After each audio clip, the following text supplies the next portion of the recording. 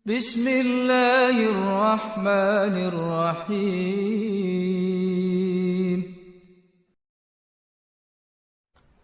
Bismillahirrahmanirrahim. Alhamdulillah, salatu wassalamu ala Rasulillah. Allahumma salli ala Muhammad wa ala ali Muhammad kama sallaita ala Ibrahim wa ala ali Ibrahim innaka Hamidum Majid.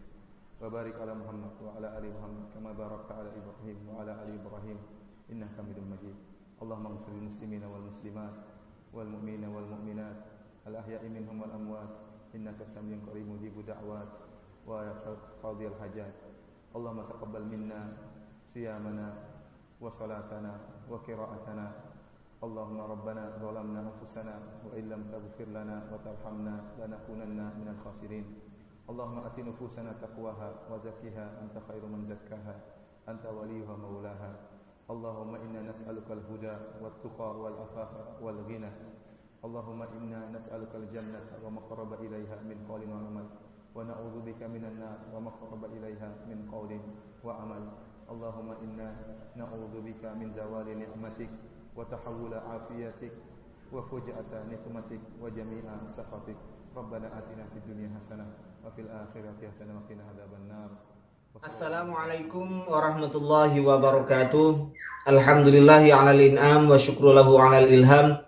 Wassalatu wassalamu ala sayyidina Muhammadin khairil anam wa ala alihi wa sahbihi as-sadatil a'lam, amma ba'du. Sahabat-sahabat Aswaja dan seluruh subscriber Afad di channel dimanapun berada yang dirahmati oleh Allah subhanahu wa ta'ala yang saya hormati. Alhamdulillah saya bisa hadir kembali untuk mengisi channel ini setelah beberapa hari tidak aktif karena ada suatu hal. Orang-orang Wahabi menganggap doa bersama yang dipimpin oleh salah seorang ustadz, misalnya oleh salah seorang kiai, ini dianggap sebagai perbuatan yang bid'ah.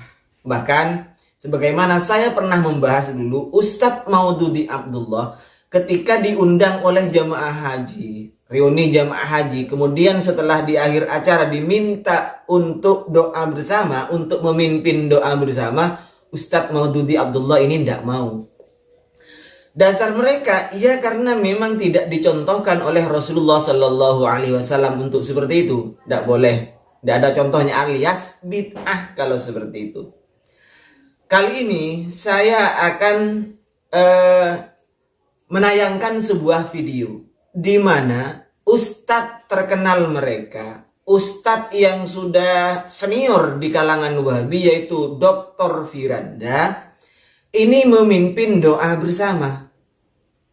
Ini beliau itu memimpin doa bersama yang diupload oleh channel mereka, channel yang memang khusus membahas orang-orang Wahabi. Artinya memang yang mengupload ini adalah orang Wahabi, jamaah mereka.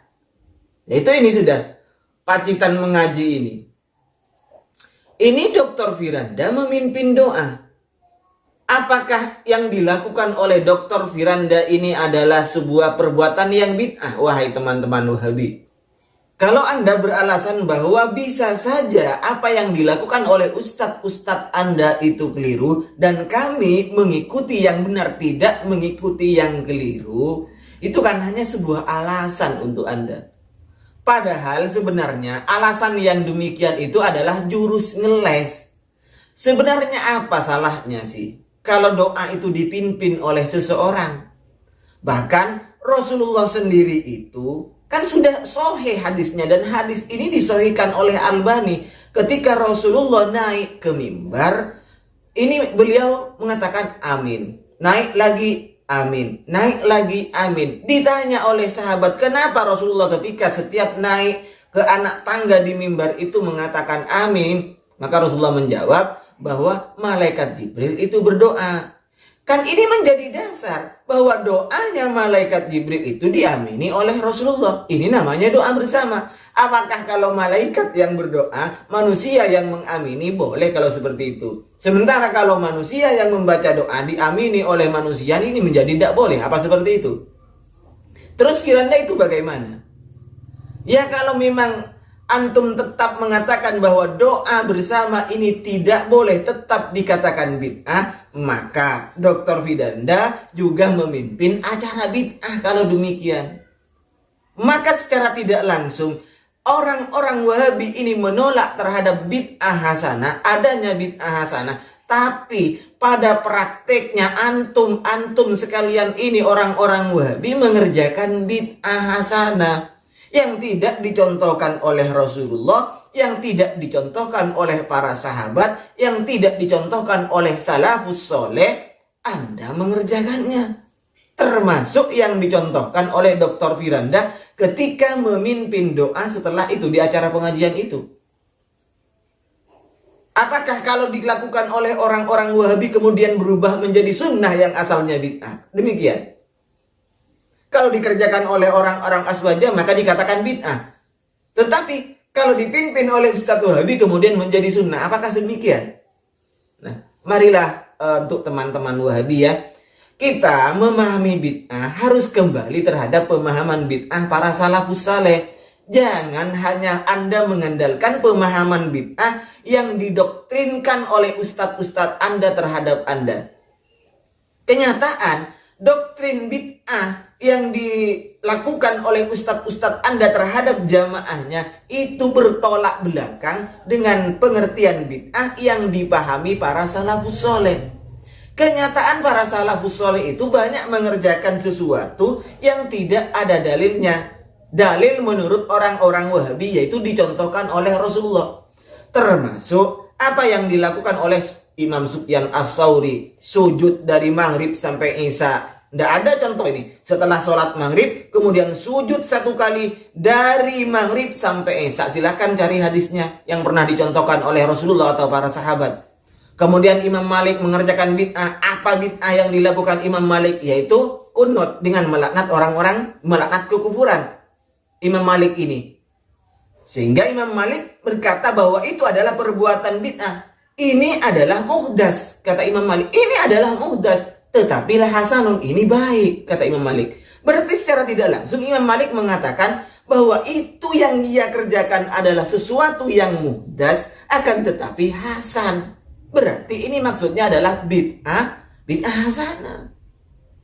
Ini kan selaras dengan yang disebutkan, yang diterangkan oleh Imam Syafi'i bahwa bid'ah itu ada yang tercela, ada yang terpuji. Bahkan ulama Syafi'iyah itu mengatakan bahwa bid'ah itu selaras dengan pembagian hukum Islam yang 5. Jadi begini untuk teman-teman Wahabi, dalam memahami bid'ah, cobalah buka hati Anda, buka pikiran Anda, jangan hanya mendengarkan pengajian itu hanya dari satu sumber. Jadi saran saya untuk teman-teman Wahabi ini, jangan hanya memahami agama ini dari satu sumber. Anda baru hijrah, yang awalnya Anda tidak kenal agama, kemudian Anda baru hijrah, kena doktrin oleh ustadz-ustadz Anda, sehingga apa yang Anda pahami dari ustadz Anda itulah sebuah kebenaran. Dan kebenaran Anda yang anggap benar ini, menurut Anda ini akan bertolak belakang dengan apa yang dipahami oleh salafus soleh. Bagaimana caranya? Anda baca kitab-kitab, jangan hanya mendengarkan ceramahnya ustadz.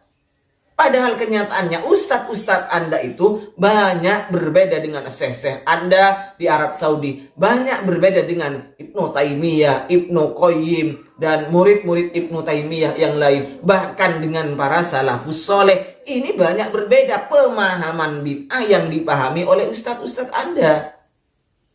Jadi demikian ya untuk teman-teman Wahabi. Jangan hanya mengambil satu arah saja untuk memahami agama Anda, biar Anda semakin cerdas. Mohon maaf sebelumnya. Wa khairan minni. Wassalamualaikum warahmatullahi wabarakatuh.